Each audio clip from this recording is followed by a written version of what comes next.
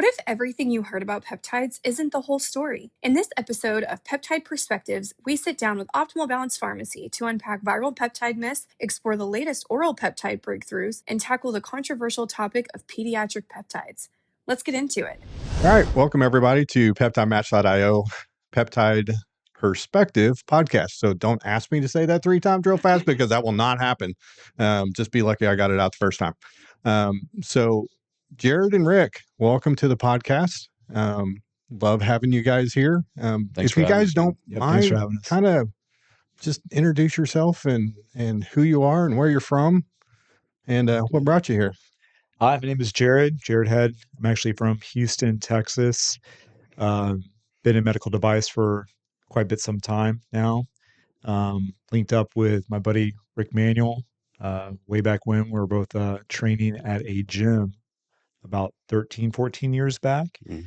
And then been working with Optimal Balance Pharmacy, especially in the body optimization medication space, and then also peptide space for the past 3 years. Like you said, I'm Rick Manuel. I'm one of the owners of Optimal Balance Pharmacy. I also own a company called Houston Region Consultant. We do stem cells, exosomes, and things like that nationwide. Mm-hmm. Been in this space for about 10 to 15 years total. Just slowly evolving with the market and hopefully helping people out. Yeah. So how did you two get started here? I mean, I know you touched on that briefly, but. Well, actually, I've been following Rick around for the past 6 or 7 years. I just would never leave his side. And, Rick and I have just gone way back. We just kept in touch for quite some time in different fields. And then I had an opportunity with this regenerative medicine exosome space within cord blood mortis jelly. And then we eventually, decided to kind of, join forces, so to speak, in that space. Then eventually Rick decided to go ahead and branch out even more into a lot of the more hormone optimization space, mm-hmm. which actually really convenes really well with the regen med aspect as far as like actually complement each other without like patients enhance, but also heal and be their younger best version of themselves. And he started this pharmacy back in 2023. And I was like, well, we're both getting it from Empower Pharmacy. Might as well go ahead and get it from ourselves at our own pharmacy. Yeah. And then Rick launched that pharmacy. And then I was like one of the first ones on board because obviously, Rick's mm-hmm. one of my best friends, but also I thought it was a great time to enter that space too. So that's how it kind of happened from my perspective, Rick. So like I said, I've been doing regenerative medicine for many years and took a long time to figure out that a lot of stuff in the market was not what it says it was. So I took a lot of time to do a lot of research and dive into the companies, and I started meeting with the PhDs in person at the labs to really get the true story of what the products were, understand how they make them, what type of tissues are the best supplies for things like that. And then I was approached probably 4 years ago about doing a compounding pharmacy with some guys, and we just kind of looked into it pretty quickly. And originally we were going to do hormone optimization. That was kind of our main thing. That's why I named it Optimal Balance Pharmacy. Mm-hmm. Optimal balance your body, right? Yeah. And then when we got into space, obviously things in the environment had changed with peptides and GLP-1s, and so we just kind of slid into that market as we did it. We weren't one of these pharmacies that came out targeting those type of things. That wasn't our intention. Yeah. It just happened that the market changed as we were getting into it. So we just moved with the market, and I'm actually really glad that we did, right? Mm-hmm. These we see a lot of these GLP-1s obviously helping a lot of people, the peptides especially helping a lot of people, even though they're all considered peptides. It was easy for me to understand these things because of the stem cells. I understand how stem cells communicate in the body through protein signaling and things like that. And that's exactly what these are. They're just fragments of that, basically. So we just, like you said, we launched this 3 years ago. We're about to have our 3-year anniversary. So we're excited about that. That is exciting. I mean, this is an interesting journey that you two have had as you've kind of brought your relationship together into business, which is not an easy thing to do, and that has a tendency to go sideways sometimes for people. Yeah, for sure. What are some of the lessons you've learned through some of that for those who are listening and want to maybe do that, or, even within the industry? Yeah, I can actually touch on that too. I think, it's no one size fits all. I think a lot of guys, and also I think from back in probably my era, which is more of the early 2010s, they thought that just implementing TRT or testosterone was just going to be the right fit, meaning that if they just go ahead and implement testosterone and replacement therapy, then they're going to be good. They can just plug themselves up with that and they're going to feel like they're more enhanced, best version of themselves, which is not the case because you got to look at the entire blood work panel. You have to look at your vitamin deficiency, where your growth hormone is at. Funny enough, with my blood work, I was actually at 0 growth hormone. I had 0 of it in my system. So the ranges are between 200 and 400. I was at dead 0. And I was like, why am I feeling sluggish? I might plug myself up with 400 milligrams of testosterone, which is crazy amount, especially for a male. And I was like, are you just going to somehow just do more and more and more? Because I'm getting older. I'm not feeling as good and as youthful as I once was. And then when I kind of actually went ahead and talked with a different longevity doctor instead of an actual PCP doctor, I found out there was a lot of things that I was missing on my end to really kind of plug in to be better. He's like, man, you got to look at your vitamins, like where you're taking in, you got to look at your free testosterone, you got your total testosterone, estradiol, like everything has to be plugged in. We have to really just dial you in by looking at everything underneath the hood, not just one aspect, just like a car, like you can't just do an oil change, everything's fine. You got to change out the filters, you got to look at, the plugs, spark plugs, just make tires rotated, all that kind of good stuff. And that's what you have to go ahead and look at as far as the body goes. So once I've actually went ahead and implemented some other peptides and then also got my, some of my other deficiencies in place, I was like, oh, wow, this is what it feels like to be back to where I was back in my 20s again. So I think that's probably one of the biggest mistakes that a lot of guys who get into this space is they'll go to some, other clinics and they just plug them up with TRT and they'll feel fine for 3 months. Then they start feeling terrible again because they're not really finding out what the real deficiencies and problems are. That's like probably one of the biggest things I see this. Yeah. And I think you're touching on a great subject there in that people don't get their body in balance first before they start really jumping into peptides, and I think that's a great thing that you touched on there, and probably something we could do an entire podcast on in just that respect, because I've done the same. It's about getting your body in check again. And, when I was in the fire service, I stayed healthy. I did all those things and then got out of it and turned into the guy who sat in the chair, looked like a pregnant slug sitting here and, and just getting back into that, and now the peptides that I take have really started helping me in a much greater form than what they used to be. So Rick, what have you kind of learned through this process of starting businesses? And The original business I had, I'm the primary owner and kind of ran everything myself. But what I find, I've talked to so many people over the years that are very successful business people, and so I had good insight. The first thing you need to find is people that you trust, right? You can't start a business with people that you don't understand, you don't trust. So one of my business partners, we've been friends for years, and so I knew I could trust him. So I brought him in to this, and we actually sometimes will just sit back and go, man, we are perfect together. Can you talk about some of the stuff that because they're like completely opposite in some ways. The only thing that like links them together is the fact they're all into bodybuilding. Yeah, we're both meatheads, but but as far as like personality, he's type A. Like when it comes to filling out forms and doing licensures and all that, like he's on it. He's got all that stuff. Yeah. When it comes to talking to people, he just lets me do that because I enjoy it, and I do a lot of research. I study, a lot as much as I can. So together we're like the perfect partnership. We have some other partners as well that we don't that are kind of silent, but for us, having those two guys that are just friends that we can have the conversation of, hey, this is what we need to do. We don't argue about it. We just have a proper discussion about it. But the biggest thing about growing a business is finding the right people. Absolutely. We grew pretty fast, pretty quickly. And so we needed bodies in there. So we were just hiring people and trying to teach them what to do. And you really learn pretty quickly that you can't do that. You've got to find people that have expertise. You surround yourself with people that are smarter than you, that know how to do things that you don't know how to do. And that's the only way to grow. Yeah. And from my experience so far. Yeah, I would agree with that. As PeptideMatch.io has grown, I being the first employee of this entire thing as chief growth officer and bringing on employees, the advice you had there was great in the fact that take the time to hire the right people, make sure they're a cultural fit for, what you have. Culture is the biggest thing, right? Yeah. And that's what we do. He and I, like, we both come off, maybe if you physically see us, we might be a little intimidating, or facial expressions, our size, maybe, but we genuinely care about people. So like at our pharmacy, everybody's birthday gets celebrated. We get cake, we sing happy birthday.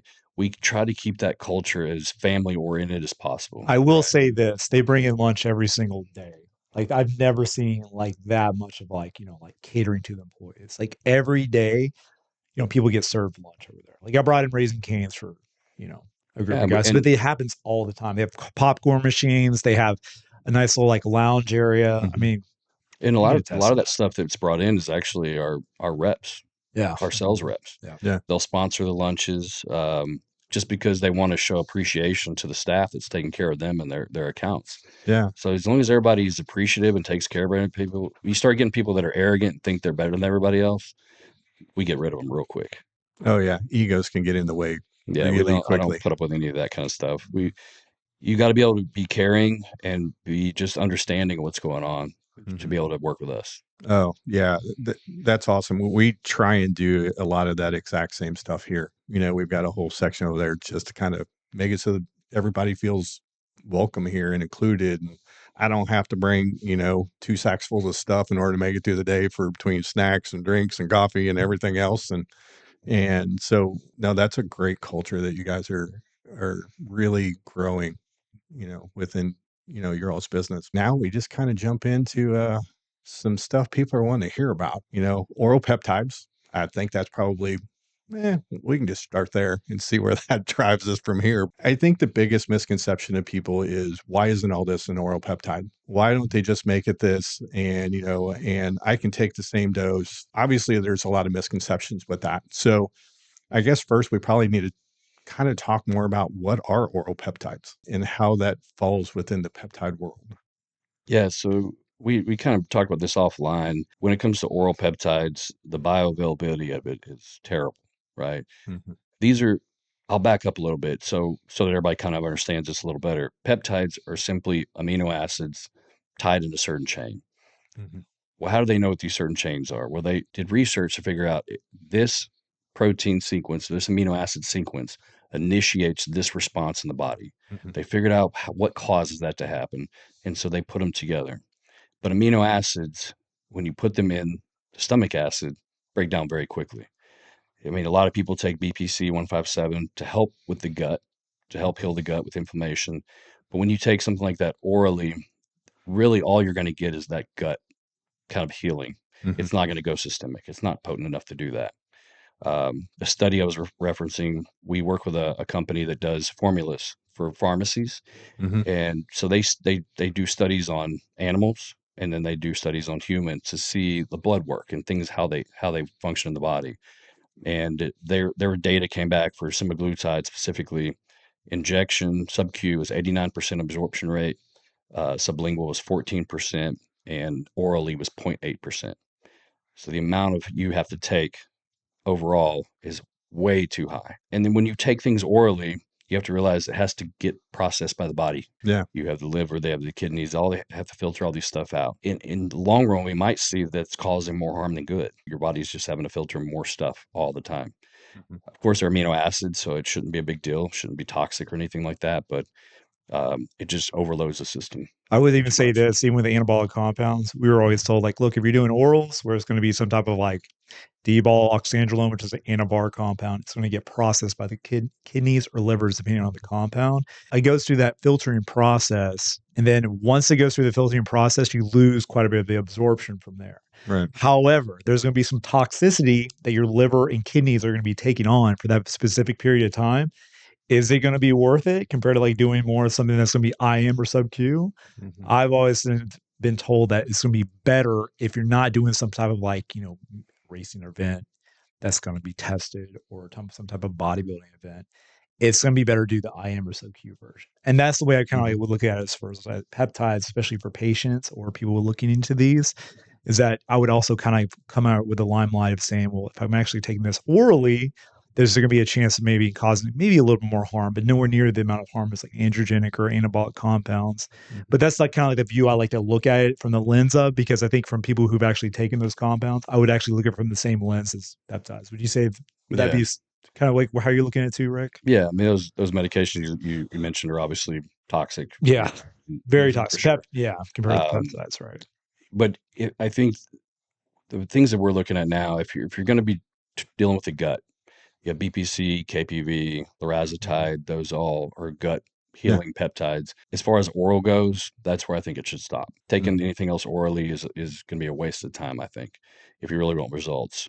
We're currently working with a company that's developed a lipid nanotechnology Mhm. that helps absorb sublingually, and the data is really, really good for not just peptides but other compounds as well. And so we're going to start producing some of those because we've seen the data works. It's still not as good as an injectable version, Mhm. obviously. You'll have to take a higher dose to get the same result, but it not everybody wants to inject themselves every day or every other Yeah. day. So we're trying to give patients options to be able to use these that maybe, I mean, some people are just terrified of needles. Yeah. Like Oh yeah. they're Yeah. they're not going to get any benefits if they can't take them. So we Mhm. got to find a solution for that. And oral, in my opinion, is not the way, but sublingual with a proper solution and mixture can be very beneficial. What about the SLUPP332? Do you think that's going to be, because we have an Yeah, oral form of that at the optimal I mean, balance? it's a different compound. It's not exactly like a peptide. It's a little Mhm. bit different chemical makeup. I mean, those work good orally. If you took that injectable, it would be too much, Yeah. right? That certain things you do well with in low doses, and certain things you wouldn't inject Mhm. because it'd be too high. Yeah. You'd have to inject tiny amounts so that you don't overload your system. You talked there a minute ago about, lipid nanotechnology. Mhm. Explain exactly what that is. All right, so lipid nanotechnology. So I'll I'll go into my stem cell stuff a little bit here, right? So people are talking about exosomes, right? So what exosomes are, they're tiny molecules that are excreted by the cells. Mhm. That's RNA, mRNA, and messenger RNA, microRNA, all inside this lipid bilayer. So it's two layers of lipids. And the reason that the body does this is to protect that compound until it can go into the system. So what they basically have figured out is if we can replicate that, Mhm. we can protect the molecule until it gets into where it needs to go. And Okay. so that it you have to there's only certain compounds you can do it with. You have to look at the Dalton, the weight of the Mhm. molecule, the diameter of the molecule. It needs to be about 50 nanometers, which is very, very, very small, Mhm. right? We're talking about 1,000 times smaller than a cell to be able to absorb properly.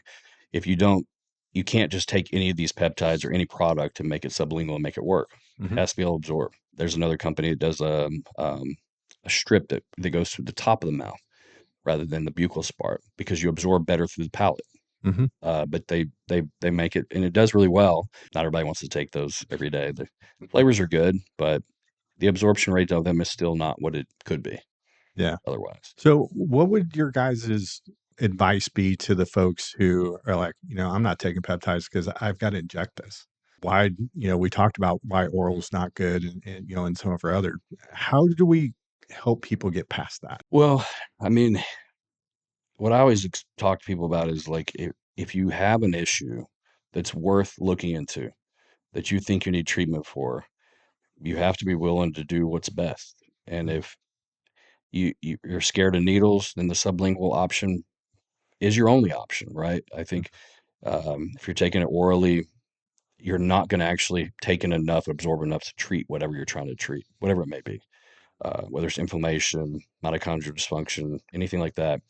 If you really want to get the results, you have to figure out a way to get over that, right? Yeah. And if injections not your thing, I get it. Some people faint when they see needles, right? Looking for a proper sublingual solution, but I think it's important to look in whoever you're working with, whether it's a pharmacy or wherever you're getting it from, is to get the data behind what they're using in their sublingual solution to Mhm. make sure.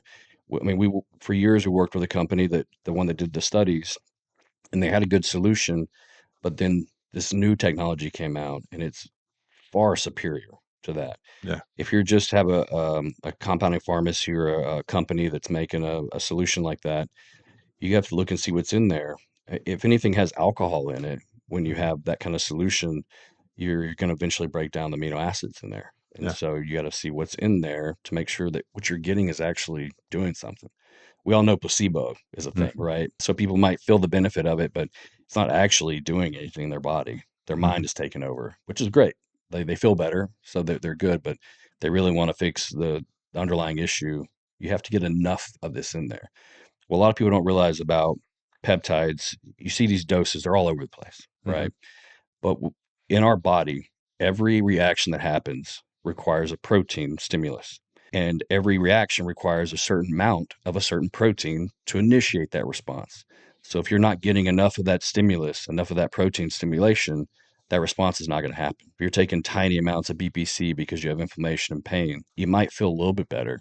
But if you take a higher dose short term, you're getting enough of that stimulus to shut down that inflammatory response. We're not dampening it, we're turning it off, Right. right? And so you have to be able to get enough of each one of these in there. And the dosings, it's all over the board, right? Mhm. So I think it's important to work with a provider that has knowledge in this to give you the proper dosing, not some guy on Instagram. Make sure you have somebody that's knowledgeable in it. And I'm not saying that every doctor and provider out there are those people, right? You need Right. to find the right person and just make sure that you're getting a good source with the high enough concentration for your specific condition. Mhm. I do want to talk about this aspect of it. So when I'm talking about for the guys and gals that are actually using some type of TRT method, whether it's sub-Q or IM, there's just some pretty big needles, and you have to do a draw and a push, and they're not comfortable, and you got to rub the spot, and it does hurt, especially if you're doing IM. And sub-Q can be a little bit more, can be painful as well. These are just small little syringes. These are just absolutely tiny. You draw it up, it's way quicker, and just a small little, peck around the adipose tissue, around like, an inch away from the navel. It's a Mhm. lot quicker. So if you're thinking that this is going to be some large needle, like you're doing any type of like, suspension of like oils, it's not going to be the same. It's going to be way easier and way faster. If they're doing TRT or any type of like compounds that are going to be on the anabolic side, this is Mhm. going to be a much easier, simpler, and quicker process. Just want to throw that out there when getting into peptides. Yeah, I remember in the fire service, one of our paramedics, we would actually have to hold that dude down just to get a TB test. Really? But yet he could start hundreds of IVs and all that and have no issues, but we'd have to hold that dude down in a chair to get that done. Why is that? Why was that on the? I don't know because It's an I mean, irrational fear that people yeah, have. and Yeah. and I think Oh, it is because even Mhm. when we would just do, our vaccines and different things, I mean, that dude would pace the hallway for half an hour just to psych himself up enough to be able to sit down for 15 seconds so we could give it to him. And but a lot of people are like that. That fear of needles, whatever has happened to them in their lifetimes that has made them that way. It's always sad to see because there are things out there like this that can help them Yeah. if they could just figure out how to get over that fear. I think this is again another one of them topics we could go on for a long time here, but I know there's some other things that we want to jump into, and one's probably a little more controversial than what we probably want it to be, but it truly is, and that's peptide use in pediatrics. There is so much out there, whether it be through Instagram, Reddit, and all the different social media that's out there about peptides in pediatrics. And there are those limitations within that. What are some of the things that are out there that we're using inside of the pediatric realm? What is some of that research that's coming along that may benefit people in the long run? Rick has a great story about this. When it comes to pediatrics, there's only a few peptides that we would even allow to dispense, right? Mhm. We had a doctor reach out to us about a year ago with a 3-year-old that had psoriatic arthritis, and the poor baby couldn't walk. She was in pain, and they wanted to try doing an oral KPV BPC combination. So I told them, we can try to make a sublingual solution. We can flavor it so the child will actually Mhm. take it, and we just go super low dose, like a dose that we probably may not work, right? Mhm. But we want to make sure that when we're administering this to a pediatric patient, that there's no risk of a side effect. So we start off really, really low. And then as the patient responds with no adverse issues, then they can kind of walk that up according to what the doctor wants to try out. And that patient did really well with that. She was able to start walking better. The skin cleared up a little more, just reducing the inflammation. Kids heal really fast, but Right. when they have an autoimmune condition, their immune system is fighting that. So if you can get that inflammation down, we're not curing an autoimmune condition. I don't want to put that out there at all. We're just suppressing the symptoms. And if you Mhm. can do that for a kid, I think it's important. All the other peptides out there that are not focused on those little minor things of inflammation and healing, they're not appropriate for pediatrics. Mhm. Growth hormone, they don't need it unless they have a specific growth hormone deficiency. And there's good studies on that. That data is out there. It's been out there for years. We know where to go with that. Other than that, there should be no kid under 18 taking a growth hormone inducing peptide. Their mitochondria should be working well. The only time we would do anything like a MOTC or an SS31 on a pediatric patient is when they have a metabolic disease. And at that state, that the doctor would do their research and figure out where to dose that at. But those are pretty safe, right? Yeah. What about ibutamoren? How do you feel about that, especially for like a high school athlete?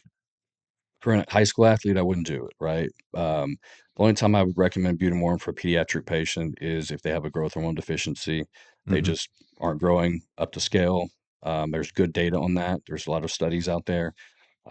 Most of them are done overseas, but we've seen really good data with that helping out. But anybody who's normal height, normal weight, things like that, because it's different than giving somebody growth hormone directly. Because if you give somebody growth hormone directly, it's going to tell the body, I don't need to produce this anymore. Right. We're just stimulating the pituitary and telling it to produce more growth hormone. But a kid that age doesn't need that. You're basically just going to overstimulate the pituitary at that point and block receptors, things that don't need to happen for a kid that has normal function.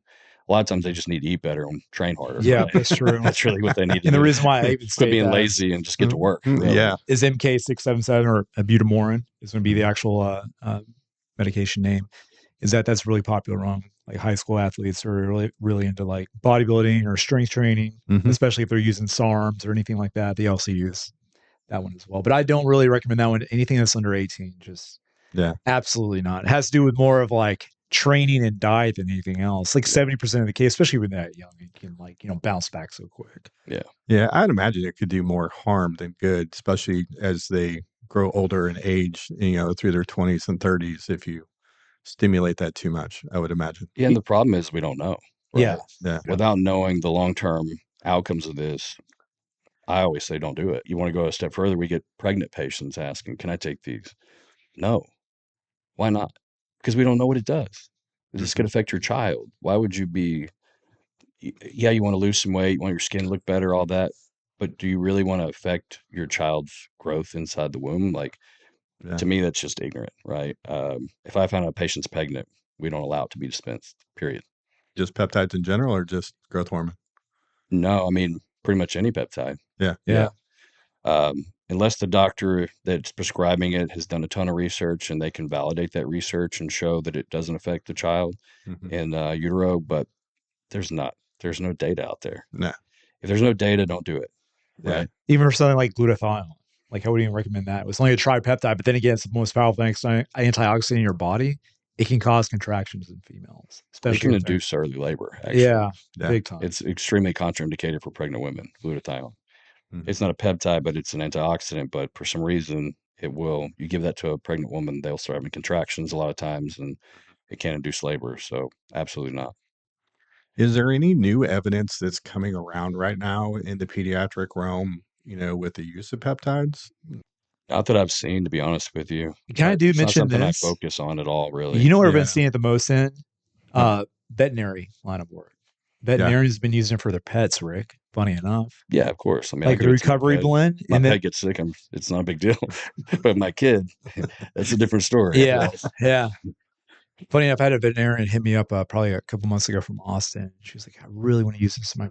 It's heavy. There's some pharmacies that actually, that's all they do. Yeah. Different standards of producing it, don't take a veterinary grade product into human. Yeah, which is cool. Which, is interesting to me because I never even would have thought that. It's just like the amount of different spaces you get this and get into. Yeah. Can you imagine putting your dog on like IGFLR3, then you have this massive pit bull dog just full of muscles, like ready to go? Yeah. I mean, they do that. Yeah. Yeah. It's going to be some doggy bodybuilding competition soon. Yeah. I will say I've used 157, and TB 500 on my dog. It's funny, and interesting at the same sense that you have to pay attention to the dosing because the dosing in animals is different than us.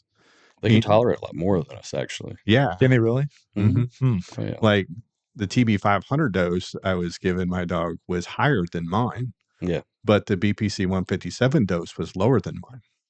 And it was really interesting to me. And so I started doing a lot of just reading and research on that. And Did it help her? Absolutely it did. You Yeah. know, and so it has some good things within the veterinary world too. So it was just interesting to watch how quick she reacted to that. And you know, I didn't change dosing because I wasn't going to do any harm to my dog because I would probably get kicked out of my house. But yeah, it was interesting in kind of watching some of that. So now we can kind of jump into, you know, a little bit more what our audience has been asking us about, different questions they've sent to us and asked us as we run into people on the street and, you know, out in clinics in general. What is kind of some of the biggest mistakes people take, you know, make when it comes to peptides that you've seen? Well, getting them off of somebody that's promoting them on Instagram, one thing, right? Because you don't know if it's been tested for sterility properly, potency properly. Mhm, You don't know what you're getting. It might be great. Don't get me wrong. I know some labs that do these things that are they're qualified and do it well, but mhm. a lot of times you don't know, right? And so why would you put something in your body as an adult that could potentially do nothing to you or actually harm you? You know, that's to me that's the biggest thing. And the second thing that I see is people stacking too many growth hormone inducing peptides together that will cause an immune response. You might be fine for a month, and then all of a sudden one day you I might have agree. anaphylaxis because your body's Anaphylactic like, shock. Yep. it's not that you're allergic to it. The body just says enough. Yep. An immune response happens. We've seen this time and time again. When we first started seeing it happen, we didn't know why. Like how can you take something and be fine, and then one day all of a sudden it's bad? Yeah. It's just the immune system. And you start talking to these patients, and they're like, "Well, I'm taking tesmorelin, ipamorelin, CJC." They start naming all these different ones. You're like, "Why are you doing that?" Like, try one thing at a time. Yes, I Mhm, agree. And another thing that people make mistakes is they see everybody taking all these different things, and mhm, they just start taking all the different things. Start with one thing at a time.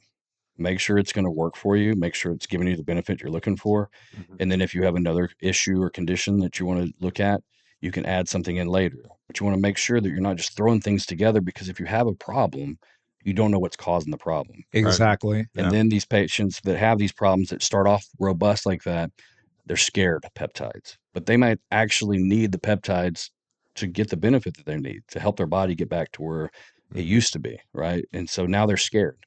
And that's a big concern. We want to be able to help people, but we can't if they're scared of them, right? So mhm. take your time, one at a time, try these things. Yeah. Don't just keep stacking on top of each other. Take a break from one, try something else. Mhm, See if it works better for you than the other one did. Just I mean, there's not enough data to show that everything is perfect for everybody, right? right. You might respond better to a different growth hormone peptide than I do because we're different people. We have different receptors. We have different channels that are they're happening. Mhm, So just take your time, one at a time, see what works. I would say also the dosing side. I see that quite a bit with CJC 1295 ipamorelin. Cardiovascular flushing is a big one with that, meaning that there could be a little bit more of a chest compression effect, especially if mhm. they're doing that, I think, beyond 40, 50, 60 units or so. Yeah. I'm not trying to throw dosing protocols, but like we usually have we, from what the doctors have advised as far as like what they use for some of their blanket protocols, anything that gives above that range, we're just like, oh man, there could be a little bit of like, issues with patients moving forward. Mhm. Um, Yeah, more is not better. more is not better. It's just like I'm coming from more of the athletic kind of aspect. It's kind of like when you're, looking at guys and girls who are or men and women that are using any type of anabolic androgenic compounds. So you can throw testosterone as like kind of your umbrella base foundation, and then start adding some other androgenic anabolic compounds.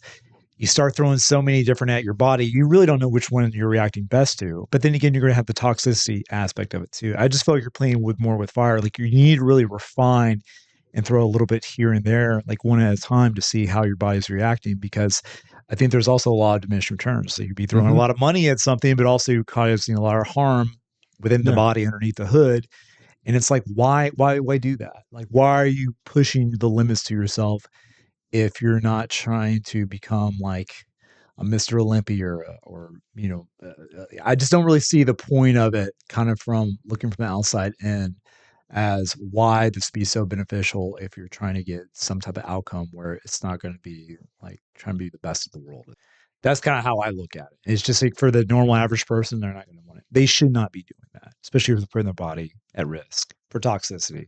Yeah, and I'm glad you brought up dosing. I mean, because I've ran into people who start like red, as an example. There is a protocol that goes with that. And they're like, well, let's just skip these first 3 steps and start up here. And then they can't figure out why they're sitting in bed sick for the next 3 or 4 days. And it's like, Yeah. well, duh. You can't just pick where you want to start. Or you can be like an AD plus, and they're like, well, I'm just not going to be using this anymore because I don't even feel it. Well, what are you dosing it at? And then they tell me exactly what they're dosing. It could be way underdosed. And the doctor's like, well, I don't understand why this is so underdosed. But there's a peak range. And Yeah. once they get shown that, as far as like, because a lot of people's NAD molecules are just going to decline with age. But if we can get the proper dosing where it's going to have that stimulus effect, Mhm. then the patient's like, wow, this is amazing. I never had such a, energetic effect before in my entire life like this. This is how I'm supposed to be feeling, as a more youthful, better version of me. So Yeah. I think that's like one that like you have to really kind of like dial in specifically. A lot of people don't understand that there's actually timing that's involved with this. Mhm. Like certain things should be taken at a certain time of day, Agreed. potentially on an empty stomach. If you're taking a growth hormone inducing peptide and you take it after eating something like that, you're now tying up that same pathway with the insulin response and all this IGF-1 from the food. And so you're not going to get the same outcome. And they may say, oh, what's not working for me? You need to do it on an empty stomach. Probably Mhm. 2 to 3 hours post meal before you do it to get the better benefit from it. And there's a lot of peptides like that we have to look at the timing of it. The Or dosing, it can be all over the board for everybody, yeah, right? Oh, yeah. Yeah. But if you're not doing it at a specific time of day under certain conditions of fed or not fed, that greatly affects the outcomes of these products. or would you even say copper? Copper could be rough as far as like the injection, where there's a more of a painful spot, especially when some patients actually inject. Yeah, I know it is for me. And then that's right, because like when I've dealt with a clinic that had some patients that had a rough injection they took at night with some of the copper peptides. They're like, oh yeah, I'm just like rolling around, like I can't even sleep at night. Well, what time do you take it at? Oh, I took it at nighttime. Okay, you took it at nighttime, and then you're probably in your stomach rolling back and forth, and that's the reason why you're in pain. Did you go ahead and massage the spot too? No. Well, how about this? Let's try it in the morning. So by the time like you're able to go to sleep, that kind of like that aspect of that encapsulation of the Mhm. copper effect will subside, especially with the massaging aspect. So you won't have to go ahead and feel that type of pain at night. So that's what I even recommend as far as like even clinics tell their patients. Yeah, and I think we have, clinicians and practitioners that are out there, and I'm sure you guys run into this, is they don't even have necessarily all the education they need to be able to give that advice. So I know you guys help with that as much as you can, and we do the same. People really need to do the research, even outside of their practitioner, and understanding what's there. And that's where we come in with all of our educational side of stuff. And we're getting ready to, launch a provider side that, I know we've talked about a little bit in the next few months to help practitioners find a place where they can go and find that information, even when it comes to just simple dosing or making sure that people understand here's a white page for you so you can talk about these things and they understand that stuff, just to be able to help them out in some way. Because yeah, I mean, like copper, yeah, my first one was in the evening because I didn't think about it, and I took it, with like I do 157 and 500 because when Yeah, you're that's sleeping exactly is right. when it works its And you don't best. even feel it, right? Yeah, and then I took it at the same time, and I did the same thing. I Rolling rolled around, around, and I same put thing, it in yep. my thigh, and I couldn't sleep, and I was like, Mhm. then I come in here in the morning, and I'm irritated, Oh, and yep. it's like, and so, yeah, then and it dawned on me, it's like, I need to take this during the day, so that way I'm constantly moving, and it works its way through the system. Yes, that's exactly right, Chris. So it's just those little things for people. But I think one thing that I would love to ask you guys is for those beginners getting into peptides, what would be your advice to them? Go see a dedicated provider who's educated on peptides to give you the best pathway as far as like what your peptide and kind of your body optimization journey is going to look like, so they can get the best possible outcomes. I can provide those all around Texas. Rick can too. Rick, do you want to touch on anything with that aspect? Yeah, I mean, talk to somebody that's done the research and do your own research, but don't get your research from TikTok and Instagram, right? Those That's not a people are doctor? those people are Really? selling you something, right? Yeah, they're selling. That's why they're on that platform. They're They're making trying to they're sell you mhm. something that they have access to, and they're going to make money on it. So they're going to tell Mhm. you whatever you want to hear, right? Yeah. Can I even touch on that a little bit more? So I really want to touch on this because I think this will like really be easy absorbed for most people.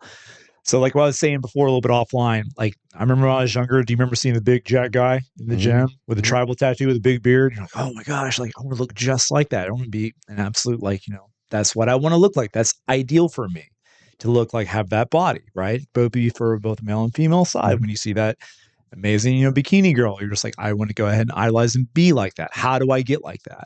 So when you go ahead and talk to that person, because you're not going to have the ability to go ahead and find out where the other resources are from, like a doctor or from someone else in that research grade space.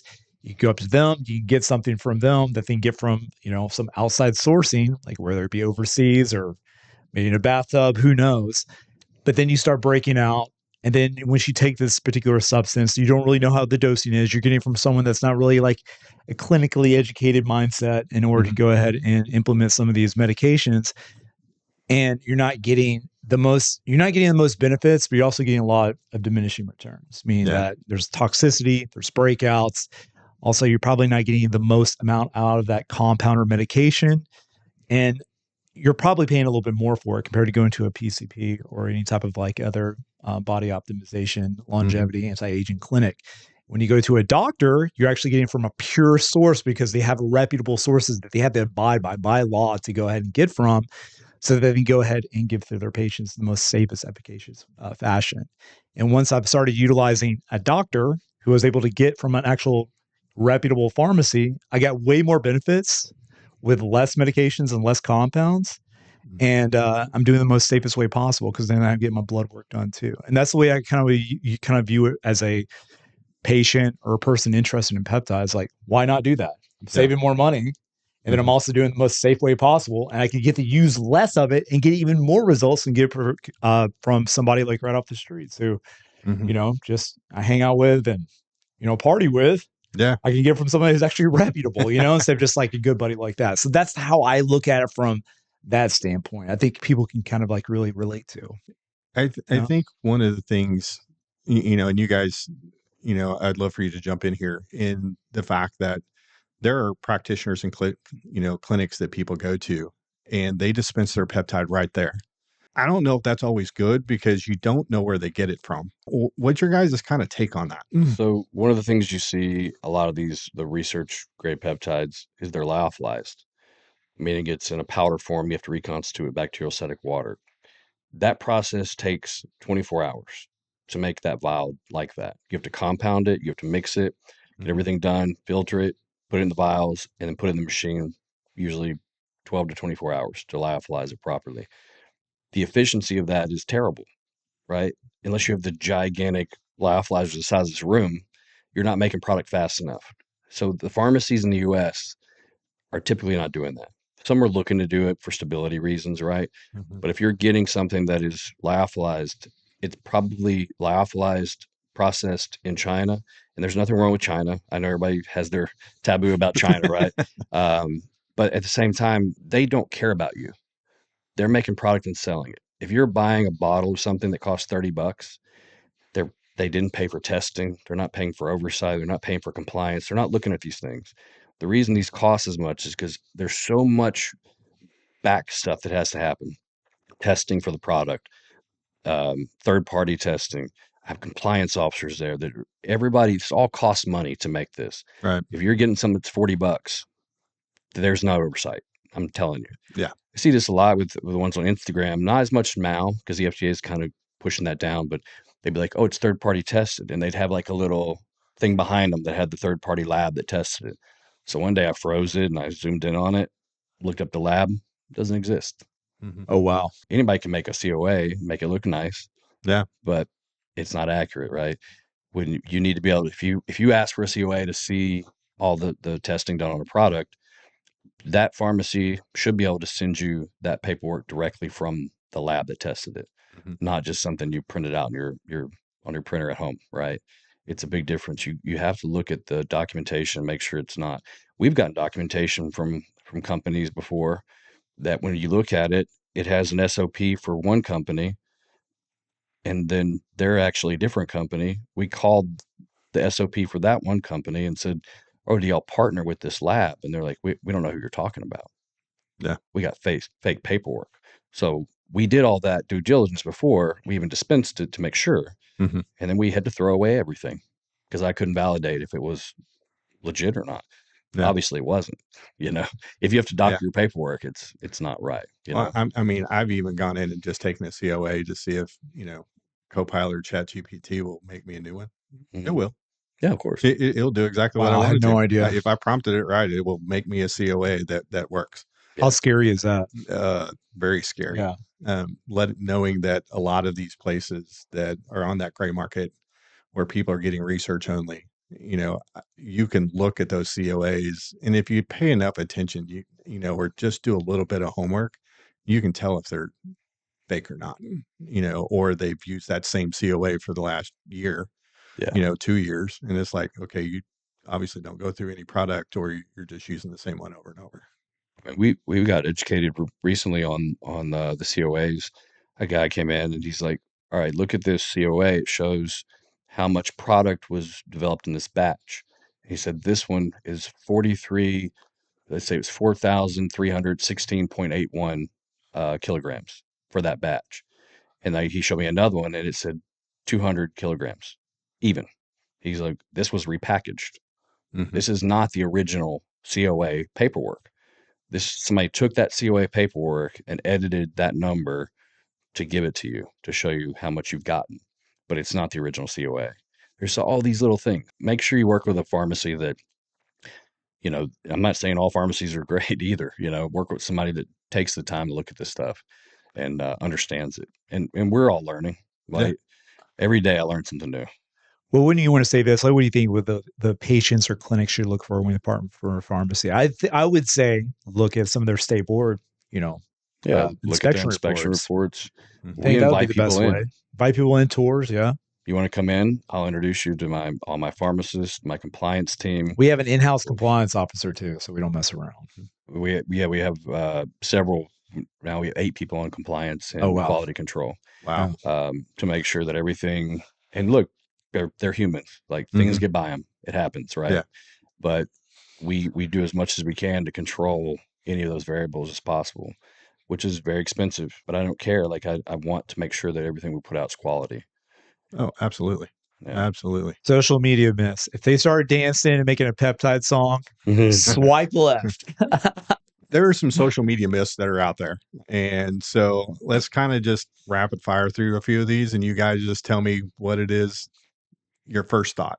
Okay. Peptides are just steroids. Not even close. Not even close. One's amino acids, ones are hormones, Yep. right? Yeah. Mhm. Yeah, I mean, if you've never taken testosterone before and you have low testosterone, you take that, you're going to see a big difference in your physique. Mhm. I mean, from muscle to water to all types of things happen. in your Euphoria body. too. If you do a peptide thinking you get the same result, you're not. Peptides are not as strong as hormones. They're not even close to being as strong as hormones. And another thing too, with hormones, you if you take a direct synthetic hormone, it's going to shut down the production of that in your body. Mhm. Whereas the peptide may not be as potent, but it doesn't shut down your natural production of those Mhm. hormones, whether it be growth hormone, testosterone. So Yeah. they're safer, honestly, if depending on what you're trying to achieve. Yeah, I would agree with that. I think even the growth hormone released in secret tox compared to something like a human growth hormone, they're going to be nowhere near as strong. Because the reason why is that one's going to be, exogenous, Mhm. the other one's going to be endogenous, which means this is going to signal and tell the pituitary gland to release growth hormone for that particular small amount of time period. And then it just goes ahead and comes back to its normal function again once that light switch is on and off from that signaling pathway. So it could last from a couple hours to a couple days, depending on whether what kind of drug or what kind of growth hormone releasing secret tog it is. So I just want to throw that out there. Here's another one for you. All peptides are unsafe. Yeah, I don't even know where to go. Yeah, with that. how would we, from a testing standpoint, like if it's Well, been think like about testing this. standpoint, where you source Semaglutide, it? tirzepatide are peptides, right? There's millions of people taking them. Yeah, they have side effects, right? But as long as you take them properly, they've done nothing but help improve so many people's quality of life. Mhm. And those are just 2, right? There's Well, unsafe. Insulin's a peptide. Insulin's a peptide. I would say they can be unsafe if people aren't following the proper recommendations. Meaning, like they can take Sema, Turs, or Retta, Mhm. and if they continue taking that without getting their proper protein intake, that's where it can be unsafe. Because if you go in extended long periods of time without having the amount of grams per protein that your recommended daily value should be, that's where people get in trouble. Because you need that for tissue repair. You need that for your hair will start falling out. I mean, there's a lot of things that go into that. But long term, like if you're looking at long term negative side effects, your body will bounce back, right? So you're not, if you do have a reaction, you do have an issue that suppresses somewhere, your body is resilient. It'll come back, So as far as them being unsafe, like everything we consume every day that has protein in it, these just the same things. They're just sequenced different. So if you're willing to take protein, eat a chicken breast, then a peptide is not much different than that. Your body's going to take that proteins out of that chicken, unwrap it, rewrap it into a signal that it needs to have. It's all you're doing is directly affecting that signal by doing a peptide. That's a great way to put it. I love it. All right, here's one a little off topic from social media myths. Actually, probably it's not a social media myth. Actually, it's probably actually out there. Texas barbecue is not as good as Kansas City barbecue. What's Kansas City barbecue? Is it more of a sweet sauce or is it more of a That you want vinegar? the pork kind of a butt, mix between a Memphis style and a Texas style. It's got a little sweet with that bold zesty. I know you're talking about. We had an intern. He was really big into pork butt, which was had this orange zest sauce. I'm not really a fan of pork. I'm not really. I like the barbecue without too much sauce on it. I do too. I don't like that would be a little more Texas style. Yeah, Kansas City style Texas. is more Texas like brisket with that sweet If I'm dark doing sauce. ribs, I don't want any sauce on them. I just want them smoked properly. Yep. The best ribs I ever had was actually at a client of mine when I was a personal trainer years ago. He worked. They did the rodeo cook-off every year, and he just had this gigantic pit in his front driveway. And I was cutting his grass and doing stuff side work for him. He's like, "Hey man, you want to try these ribs?" To this day, it never matched it. No sauce, no nothing, just smoked ribs that just fell off the bone. It's ridiculous. I've never had the other, so I can't really push back on that. Yeah, I've been all over the country, so I've had a little bit all of it. Being from Kansas City, I'm particular, but Texas barbecue is pretty good.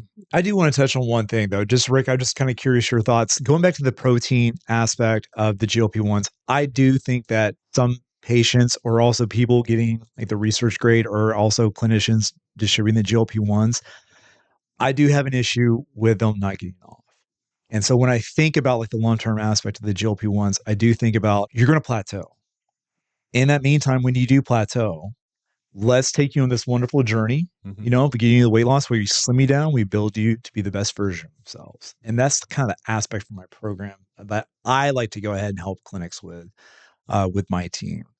Because I think that when I talk about the protein intake, you're right, the body is resilient, but over time, we need that. And I only want to do this for a certain small amount of time to get them where they're feeling better and motivated so they can go to the gym, so we can slowly incorporate the nutrition plan in place so that they can go ahead and build them the best version of you. Can you talk about that? I just want to, because I'd like to hear your aspect on this too. Well, since we're talking about peptide myths. Yeah, sorry. Right? Yeah, I'm sorry, man. No, you're good, brother. No, this actually rolls into the number one peptide myth I see online is, and this is not an approved drug at all. It's retatrutide. I don't advise anybody to take it. It's not through clinical trials. It's not legal to take it yet, but there's a lot of guys getting it, taking it. And so when it first came out, all you saw was honestly competitive bodybuilders taking it. They're like, "Oh, I can lose fat, but it helps preserve muscle." There is absolutely zero in retatrutide that helps preserve muscle. Yeah, it's actually the opposite because it increases your metabolic rate. Well, if you're not feeding that muscle enough protein, your metabolic rate is going up. So your body burns fat, right? But it's easier to burn glycogen. And then glycogen is pulled out of the muscle. When glycogen is pulled out of the muscle, it also pulls amino acids out. Carbohydrates are muscle preserving. So when you start reducing that, you're going to start losing muscle very quickly. Retatrutide does not do that, right? Yeah. At all.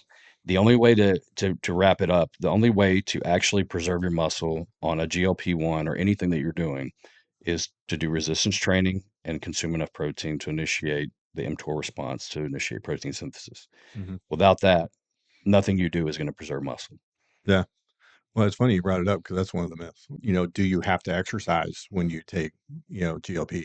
I'm glad you brought it up because there are so many people out there that take it that don't, increase their protein counts. They don't, increase, carbohydrates to help preserve that muscle. They don't do that resistance training. And then they wonder why they have no strength anymore. And Or they're skinny fat. yeah. Yeah, I mean, we take semaglutide was the first one that came out, right? A lot of issues with gastrointestinal issues, nausea.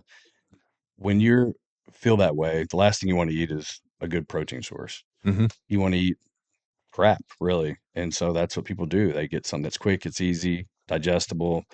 But so I always tell people, look, if you can't eat meat, it's not your thing, do protein shakes, right? Yeah. Get it in. You can tolerate that, Hmm. right? I advise people to do two a day on top of their meals because most of them are eating once or twice a day. Hmm. But at the same time, getting the protein in is only going to help preserve the muscle. If you want to keep it better, you actually have to resistance train. You have to Yeah. stimulate the muscle. Time under tension is very important for muscle growth and even preservation of it. I mean, you might see an older gentleman that's worked his whole life, does everything the same, eats the same, but eventually you start losing muscle when you get older. Your hormones change. You have to be able to make, if he's not exercising and resistance training, that muscle is going to go down no matter what that he does. You can Yeah. take all the testosterone in the world, doesn't matter. You Yeah. have to resistance train Yeah. and keep in the protein. I do want to mention this on GLP-1s. I think your relationship with food changes. I'm Absolutely. 100% positive of this because if you're trying to even down, like, I have a problem with gum, like that, just the sugariness of it. I'm just like, Mhm. oh gosh, like get that away from me. Alcohol, gum, anything that has to do with any type of sweetness. You're just like, imagine that. Like, do you know when you get really full? You know Mhm. how you feel when you're really full? Oh my God, I'm just stuffed. Imagine not having that stuff feeling, but then having that same response. And that's how I feel about with foods, like especially what a patient would probably, go through. Is that I Mhm. don't even want to even have anything that's going to be like heavy. Yeah. And I think from patients, especially when I talk to like, just people who have also taken the GLP-1s that I've been around, they're just like, man, just give me a chicken salad. And I'm like, totally cool. Yeah. And that's like really all I need. So I think that's other myth too, is that Well, that's because you eat like a girl anyway. Rick likes to tease me a lot because I'm like, oh man, you gotta try this keto. He's like, dude, you need carbohydrates. You Yeah, just you train just your gotta body. No eat. wonder you're tired all the time. Yeah. Oh goodness. Yeah. I was on semaglutide for just a little while, a few years ago and lost about almost 48 pounds. I was around 260. Yeah. Now I'm about, and even when I started here, I was around 224 and it taught me to change how I do things. My big thing was sweets. I mean, I loved them. Now, not so much. I Yeah. mean, you don't see me eat it like I used to. But the other thing is, I've lost another 20 pounds in the last almost 9 weeks, 8 weeks. And that was just from that teaching me how I just need to do it in general. Right. So I didn't go back on any GOPs. I just went back to training the way I used to, watching what I eat, how much I eat, and getting rid of snacking before bedtime, whether it even be a handful of nuts or, a few pretzels. I just gone, done. I'm not going to do it anymore. And Yeah. it made a huge difference. What people don't realize is that the major effect of GLP-1s is it makes you want to eat less, right? Hmm. You consume less calories, you lose weight. Bottom line. Hmm. There's not a whole lot other aspects to that. Mhm. Your blood sugar control, all that it makes you more insulin sensitive. It does that because you're taking in less food. Hmm. If you would just eat less food, you'd have the same outcome. Yeah. Probably a better outcome because you'd preserve your muscle better because you wouldn't lose so much. It's very important that when you lose weight, you lose weight slower. If you lose 30 pounds in a month, probably half of that is muscle. Yeah. You need to make sure that people understand that you got to lose weight slower because the faster you lose weight, the more muscle you lose, no matter Yeah. what. I Absolutely. was a competitive bodybuilder for years. We talk about preserving muscle. Like I used to put a lot of stuff in my body to preserve my Mhm. muscle, and I would train all the time. But I was in such a negative calorie set that you're still going to lose muscle no matter Mhm. what you do. I was training, taking lots of drugs, all this stuff, and I still lost muscle no matter what I did.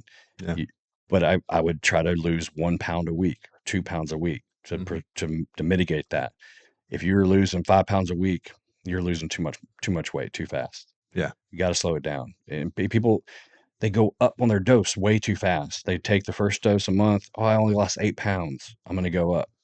You lost 8 pounds. Mhm. Like, if you stay on that journey at that same dosage and you consider consistently lose 8 pounds a month, you're on the right track because you've lost less muscle. And now, when you decide to stop taking this medication, you have more muscle.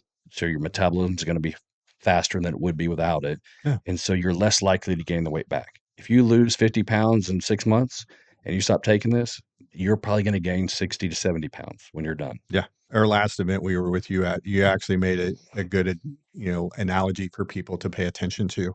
And it is quit paying attention to how much weight you lose by the scale Yes, and look at how your clothing fits based off of your waist. exactly. I call be Yeah. married to the belt loop, not the scale. Like you need to throw your scale in the trash and you go buy the mirror. As crazy as that sounds, because I think we're all kind of Mhm. quantitative, measurable people here, but especially for that aspect, because remember, muscle weighs more than fat, and you want to look at the waistline more so than anything else. That's how you know you're going to get the results that you're looking for because the tissue. Mhm. So as long as your waistline's down and everything else is a little bit bigger, that's what you want, There's a lot especially of from a clinics that have healthy these, and longevity standpoint. I forget what they're called, the body, not body pod. It's In body, the embody, yeah, yeah, things like that. So it can actually look at your body composition. I think that's important. If you can find a clinic that's giving you GLP-1s, if they have that kind of technology, you can actually see what you're losing. And if Yeah. you're losing too much muscle, you need to back off. And the provider should say, hey, we should change what we're doing here. Without that kind of diagnostic, all you're looking at is, like you said, my pants fit different or whatever. But if your pants are starting to fit better, but also the arm sleeve is getting looser because you're losing muscle and fat, it's like Yeah. you can't just go off of that. I think it's very important for people's overall long-term health to get these kind of scans. Mhm. I hate these commercials because I see them all the time on Instagram. The Hume Body Pod, Mhm. it's a scale at home. It just sends Yeah. electrical current through. I don't think they're that accurate, but it will be accurate to you, right? So Mhm. something like that you can get at home, even those little that sends a signal through your feet or whatever, right? It may not be accurate at all, but it's going to measure you pretty much the same. So you can Mhm. still track some of these things, just Yeah. give you a little something to work off of. If I'm a bodybuilder and I'm taking peptides, I'm no longer natural. I mean, it is it's no different than taking protein, right? You're still you still need the amino acids and all these things to work. You're not affecting your hormones as much as you would be with taking a growth hormone. Yeah, if you're a bodybuilder and you're actually competing and you're competing in a division that does drug test and that's a banned substance, then yeah, you're not natural anymore, right? People talk about BPC as a banned substance. It is in some federations, even some colleges and things like that, USADA. but it's nearly impossible to test, right? Mhm. If it's actually in there. Your body's producing it anyway. Yeah. So basically you're just taking something your body produces and giving it a little boost, but tell you that you're not natural anymore, I think is a step too far, you know? Right. And I think another question for us, that the audience has been looking for is, are peptides only for bodybuilders? Yeah, absolutely not. I think the best way to get onto being the best version of yourself is to start with the GLP-1, especially if you're starting from ground zero, or if you have, pre-diabetic, high blood pressure, even obese. Because I think what that does, especially what I've seen too, as far as like even mindset, it changes your certain personality trait. I wouldn't say change, but it makes you think about like life a little bit differently, especially when you lose weight. So when I see these particular patients or people actually utilizing these peptides in some sort of fashion, especially on the GLP-1s, once they start losing weight, a lot of things kind of trigger in their brain, such as they get more motivation, they get more confidence, they actually go ahead and go to the gym, and it also changes lifestyle habits. So it's not necessarily for bodybuilders, and it's not a magic bullet. I mean, it's not like something that's going to like cure a lot of their own issues and problems. It's just more of kind of like, I like to say it's a tool so that they can go ahead and become a more better version of themselves. And this could be, anybody, whether it's matter if they're skinny or um, have a little bit of extra, weight. I just think it's a good step in the right direction. Right. I think bodybuilders actually get less benefit from it than a normal person would, right? Mhm. If you're a bodybuilder, you're training, you're taking in enough protein, you're probably taking some form of hormones as well to optimize your recovery. So they're recovering already, right? Testosterone helps you recover. All Mhm. growth hormone helps you recover. For the normal person who's not in that lifestyle, you're not taking in enough protein or resistance training to the same effect. You might still be doing those things, but just not on that level. The peptides are actually gonna be more beneficial for you, Mhm. right? Like we talked about earlier, like eating protein, the body now takes those proteins, unwinds them, resequences them. That's what makes these things happen in your body. So they have enough of that to happen Mhm. to a degree, right? There's certain ones we can signal more, but for somebody who's not taking in that amount of protein and not resistance training, to take these type of things is going to be way more beneficial for you than it would be for a bodybuilder. Yeah. Uh, I'm an ex bodybuilder, and the amount of peptides I personally take is very limited because I don't need them, right? Mhm. Every once in a while, I might need to do a little boost on my metabolism, so I'll do something to help my mitochondria or something like that. But my overall health benefits from taking these peptides a lot of times is not great. Whereas if I give something to my dad who's older, doesn't train, Yeah. he's going to see a significant change in his body, you know. So Mhm. bodybuilders, yeah, they take them. They're the ones promoting them online because everybody thinks they look at those people and go, I want to look like that person. Yeah. That person's doing way more than peptides, right? So it's definitely not for bodybuilders. I mean, it's for everybody, actually, you know. Yeah. Well, I think, it's probably time for us to kind of wrap this up. Rick, Jared, I appreciate you guys coming and spending time with us Thanks for and, having us. you know, driving up from Houston. And I know that's probably not the most pleasant drive sometimes. Yeah, it's not bad at Um, all. but especially when you hit Austin traffic. I don't know how Houston traffic is, but It's uh, okay, isn't it, Rick? Yeah. It's only about 2 hours to get from one place to another, about 5 minutes away, really, especially yeah. on 610. Yeah, I'm glad I don't drive an hour to work. Yeah. But again, I appreciate you guys coming and spending time with us. We'll definitely have you guys back because I know there's some topics we could probably go down and spend, another hour or two on and get some good conversation out of. But thank you guys for coming. For anybody out there, if you've got any comments, questions, for us, please leave them in the sections below. Follow our social links below along with Optimal Balance Health, and we will see you next time.